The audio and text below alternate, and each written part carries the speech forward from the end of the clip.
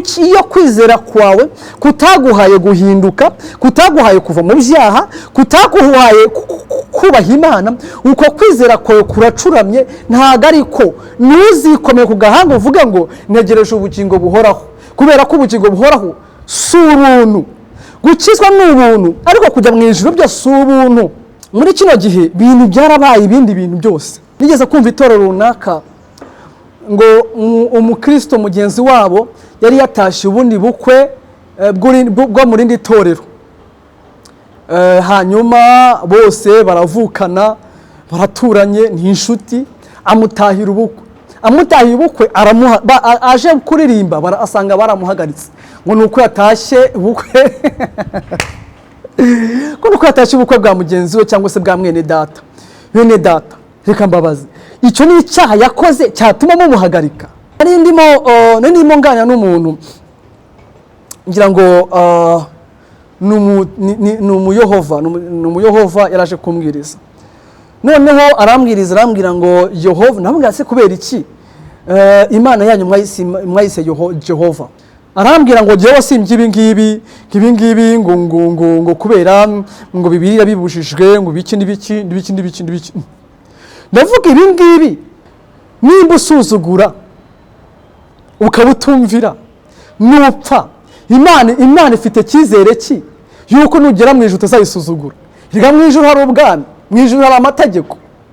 Nimba kubaha ibyo mu isi bikunaniye, kubahiriza amategeko mu isi bikunaniye, ubibaza ko mu ijuru nibwo uzayashobora? Uzakine n'ukuboko kwawe, ukine n'amafaranga yawe, ntuzakine n'abantu basenga, ntuzakine n'Imana, kuko ni ibintu wowe utabasha kugeraho. Bafite imbaraga, bafite ubutwe, ntiwabasha kubashyikira, ntiwabasha no kubageraho.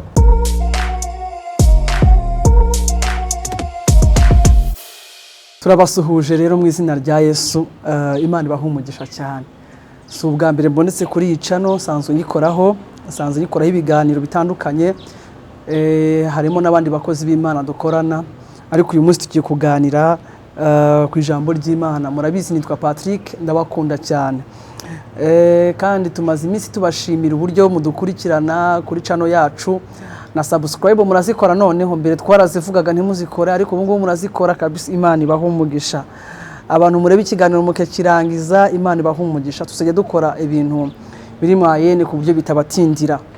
Rero dufite amashimwe nk'abanyarwanda, njya numva umwuka mwiza urimo kugenda uza mu bantu, ntaga abantu bagifite ubwoba bw'ibihe bw'inzara n'iki, ubona ko bizeye ko ibiciro bizagabanuka, kandi harimo n'ahantu byagiye bitangira kugabanuka ibiciro kabisa. Mu minsi iri imbere abari barananutse murongera mu byibuhe rwose, ibintu biraza gucamo kubera yuko hari icyo Imana igomba gukora. Turashimira abanyarwanda basengeye u Rwanda rukaba rufite amahoro, rukaba bari ku rusengero ngo rwihaze no mu mirire cyangwa se no mu buryo bw'umubiri. Imana ibahe umugisha cyane, mwabaye ku izamu kandi mwarakoze. Rero uyu munsi tugiye kuganira cyane cyane ijambo ritoya riboneka mu Befeso. Abefeso ni igitabo, ni urwandiko Pawulo yandikiye Abefeso, ruboneka mu Isezerano Rishyashya. Turahera ku bice ngira ngo bitatu. Haravuga ngo mugire umwete wo gukomeresha ubumwe bw'umwuka umurunga w'amahoro. Hariho umubiri umwe, umwuka umwe, nk'uko mwahamagariwe icyiringiro kimwe cyo guhamagarwa kwanyu. Hariho umwami umwe no kwizera kumwe n'umubatizo umwe. Amen. Yesu ashimwe. Mu by'ukuri iri jambo ni ijambo rikomeye cyane, ni ijambo rigaragaza yuko twahamagawe n'umwuka, duhamagarwa mu buryo bw'umwuka, hanyuma bitwereka yuko muri uko guhamagarwa habayeho hari umubiri umwe, hari umwuka umwe, hari ukwizera kumwe, hakaba n'umubatizo umwe. Umubiri umwe ariwe umwuka umwe, yego, umubatizo umwe no kwizera kumwe. iyo turebye mu bigaragara dusanga ukwizera atari kumwe muri no minsi. Dusoma ijambo ry'Imana, twese tuvuga Yesu, yaba mu madini atandukanye, ariko usanga tudafite kwizera kumwe, usanga tudafite umubatizo umwe, usanga tudafite n'imyumvire y'umwuka umwe, bitagaragara yuko umwuka atari umwe. Ariko ubundi ukuri nyakuri kwakakwiye kuba gushingiye ku kwizera kumwe, abera bose afite kwizera kumwe, abasenga bose afite kwizera kumwe, bafite umwuka umwe ndetse bafite n'umubatizo umwe.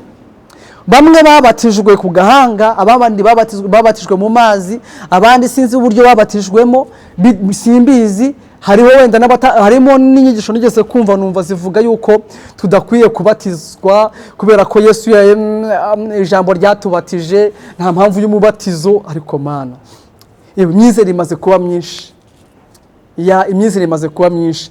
Ariko nagira ngo mbabwire ngo ntago Yesu azatwara abantu batandukanye nimba nta myizerere imwe ihura n'ukuri kw'ijambo ry'Imana. Ntago turaba ba Yesu. Twavuga Yesu, tukamuririmba, tukamuhimbaza, yes, tugakora ibikorwa byiza, ariko tudafite kwizera kumwe. Kandi nimba tudafite kwizera kumwe, Imana si imwe na Data si umwe. Oya, kubera yuko yaza kuba umwe tuba dufite kwizera kumwe. None ba Data bamaze kuba benshi, none ngiye kubabwira ikintu kimwe. Muri kino gihe ibintu byarabaye, ibindi bintu byose iyo ndebye usanga, iyo ndebye nko nigeze kumva itorero runaka ngo umukristo mugenzi wabo yari yatashye ubundi bukwe bwo mu rindi torero, hanyuma bose baravukana, baraturanye, ni inshuti, amutahiye ubukwe, aje kuririmba asanga baramuhagaritse ngo nuko yatashye ubukwe ko nuko yatashye ubukwe bwa mugenzi we cyangwa se bwa mwene data. Bene data, reka mbabaze, icyo ni icyaha yakoze cyatuma mumuhagarika? Usibye imihango n'imigenzo idahura n'ijambo ry'Imana, uko si ugutandukanya abantu, si ibice mwaremye. Imyizerere yanyu ntiyaturemye n'ibice. Nimba ari abantu bizeye ibyanyu bakizera yuko bigenda gutya, n'abandi bakizera ko bigenze gutya, nibura ntitwagahuriye mu rukundo no gufashanya. Ariko se murafasha bo mu matorero yanyu gusa, abandi bo n'abapagani. Yewe niyo yaba yarabatijwe, niyo bafite imbuto z'umwuka, nimba adasengera mu idini ryanyu mumwita umupagani. Ndetse niyo yaramutse aza nk'umuntu uje kubatizwa nanone, kandi yarabatijwe umubatizo umwe no muri Bibiliya. Ndashaka ngo mwumve ngo ukwizera kwakakwiye kuba kumwe nimba Imana ari imwe. Nimba Imana ya Aburahamu, Imana ya Isaka, Imana ya Danieli ariyo twizera, kwakakwiye kugira kwizera kumwe.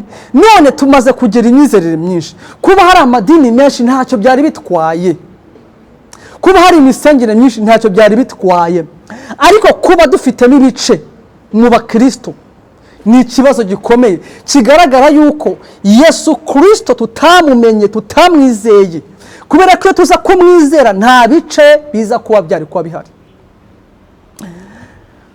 Ni ukuri kambabwira ikintu kimwe gitangaje. Kamvuga hano nko mu Rwanda, urabona mu Rwanda ni igihugu kivuga ururimi rumwe, ni igihugu ubona ko ari kimwe kandi cyakuyeho amacakubiri. Ariko mwari muzi ko mu madini amacakubiri ahari. Tukwiye kugira kwizera kumwe. Namwe murebe kuntu bibabaje, murebe kuntu bibabaje. Aho navuye, aho navukiye, aho nabatirijwe, shobora kugera igihe nkafata nk'ahantu ni mu badayimoni, nta kuri kuriyo ibiki. Murebe kuntu bibabaje, n'igihe nahabaye n'akamaro bamariye akariko kose, ngo uwo ni umwuka umwe turimo. Mabwiza ukuri, igihe kirageze ngo iyo myumvire tuyigire gute? Tuyireke, hanyuma dukurikize kwizera kumwe, tugire kwizera kumwe. Ako kantu uvuze wenda karakomeye. Nandi madini nuko nari ndimo nganira n'umuntu ngira ngo ni umuyehova yaraje kumbwiriza, noneho arambwira ngo Yehova, nabwira se kubera iki imana yanyu mwayise Jehova? Ati niko yavuze ko yitwa muri kino gitabo, niko yavuze ko yitwa. Mubaza ikibazo kimwe, namwe ati ntabwo uri umunyedini shuwa, urabizi neza? Ati nibyo. Ndavuga arabinyereka, ndavuga kweri Imana yitwa Jehova, mu mazina yuko yitwa Imana na Jehova ririmo. Ariko ndavuga ngo none se kubera iki mwahisemo iri zina Jehova, ntimuhitemo izina Imana amazina Imana yavuze ituma Mose? Kuko Mose Imana yamutumye ngo Farawo nakubaza ngo wowe ndiwe, umubwire ngo ndi Uwiteka, umubwire ngo ndiho, umubwire ngo ndushobora byose, umubwire ngo ndi Imana ya Aburahamu na Isaka yabasogokuruza, umubwire gutyo. Kuki mutahisemo amazina amwe muri aya ngaya mugahitamo iringiri? Ageze aho ngaho ayumva koko ariho mu kigaro ukuntu. Mbabwiza ukuri, amadini adutwaza igitugu akadutwara ku kigari, ntabashe kutwereka ukuri. Uri kubyumva? Ariko twakakwiye kuba tufite ukwizera kumwe, tukava mu mihango, tukava mu migenzo itakwiriye kutugira icyo itumarira mu buzima bwacu. Hari uwo naganiriye nawe arambwira ngo jewe simvye ibi ngibi ngo kubera ngo Bibiliya bibujijwe ngo biki n'ibiki. Ndavuga ibi ngibi uramutse ubiriye waba ukoze icyaha? Ati urabona naba nkoze icyaha nyine. Nanjye ndamubaza, none mu buzima bwawe nta cyaha ukora? Ati ndagikora. None agakiza kawe kashingiye kutarya ibi bintu? Nicyo cyo kwereka ko wakishijwe? Ndavuga mwarayobye. Ibi naho ibyo kurya bihurira no gukizwa. Gukizwa ni ugukizwa ibyaha. Iyi yari imigenzo yasobanuraga yuko ibyo abayuda baziririzaga, Imana ashaka kubereka yuko ariko abanyamahanga bameze. Abanyamahanga ari bizira imbere y'Uwiteka, ariyo mpamvu biriya batari bemerewe kubirya. Buriya abantu birushwa n'ubusa, abantu bagiye mu bintu byinshi, abantu bashatse Imana henshi, bashatse mu buryo bundi baravunitse. Ni kuvuga mu yandi magambo bashakiyeho Imana ayitari. Abantu bagiye gushakira Imana ku misozi, abandi bayishakira mu myobo, abandi bayishakira mu nsengero, kandi Imana iri mu kuyizera gusa. Wakizera Imana bikaguhwanira byaguhanizwa no gukizwa no gukiranuka, ukabubonye Imana bikaba birarangiye.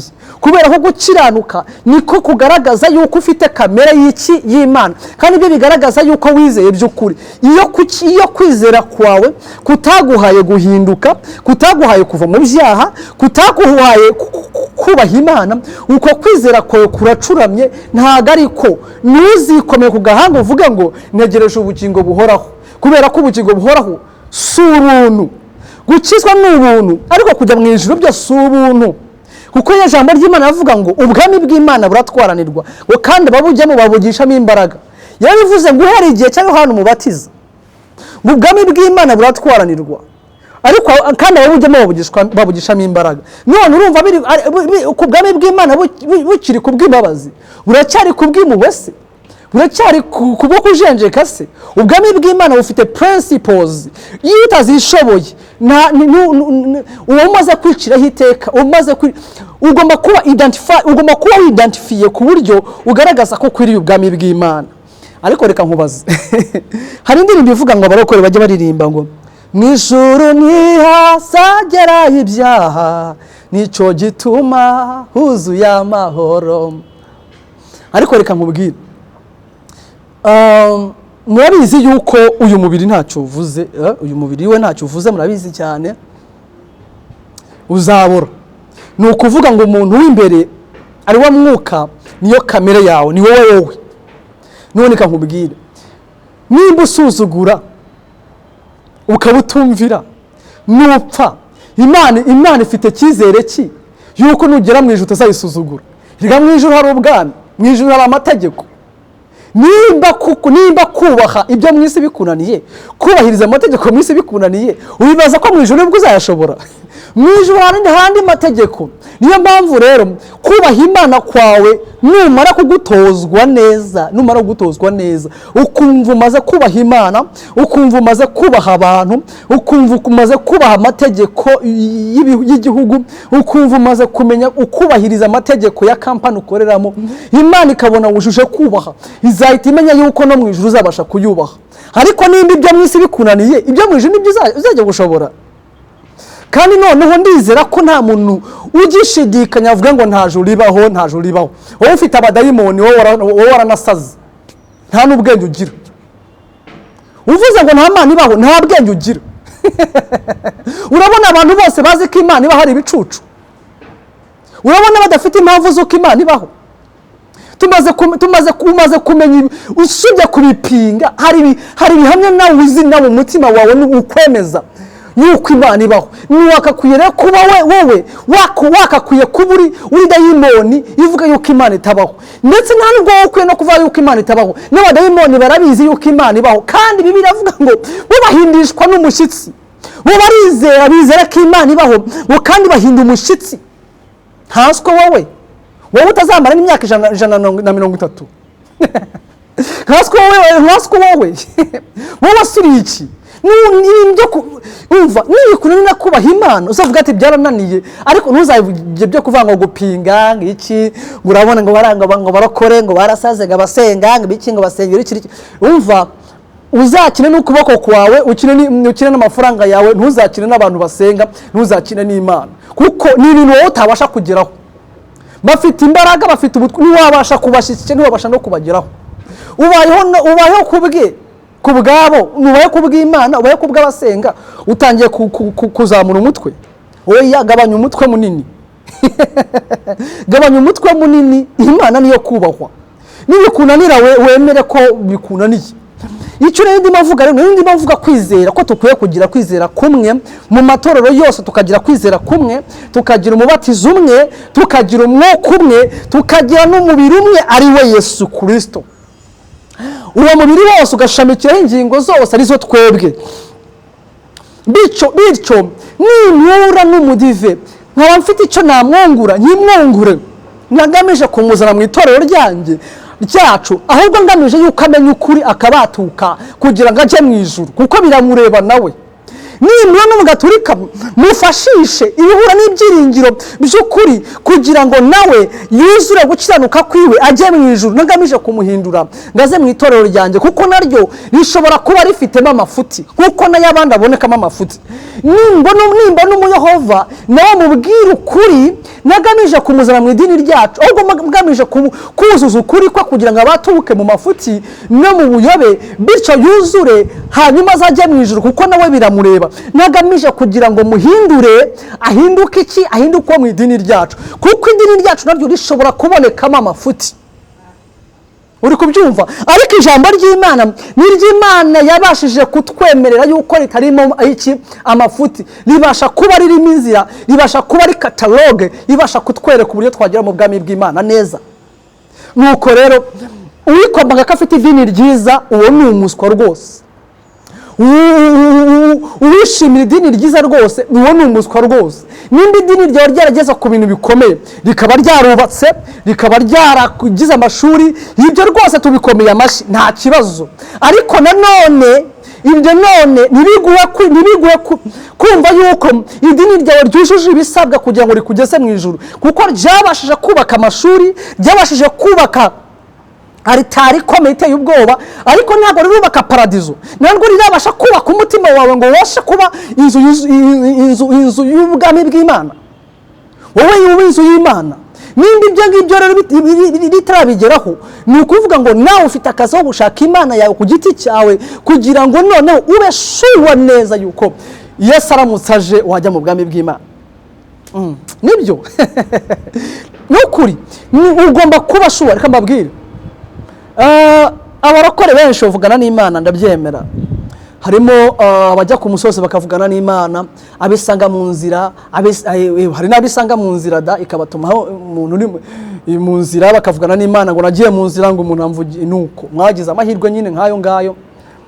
Imana yababwiye byinshi cyane, bamwe bafite amasezerano, hari n'abatari abarokore bafite amasezerano menshi cyane.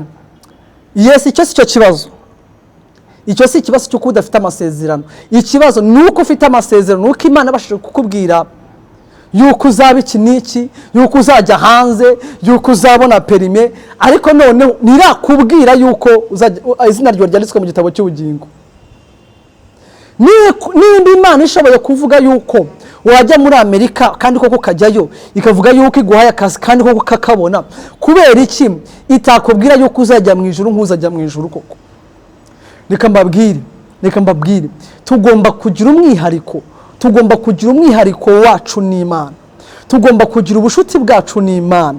Yesu yaravuze ngo ntabwo nkibita abagaragu muri inshuti zanjye, kandi ngo umugaragu ntamenye ibyashebuja, ariko mwebwe muzi ibyanjye. Nuko rero kubera iki waba inshuti ya Yesu akaguhisha yuko hari ikintu ari kado yakubikiye mu ijuru? Cyangwa se urabyizera? None kutizeye kugirirwa neza n'Imana, wizeye ko uzajya mu ijuru?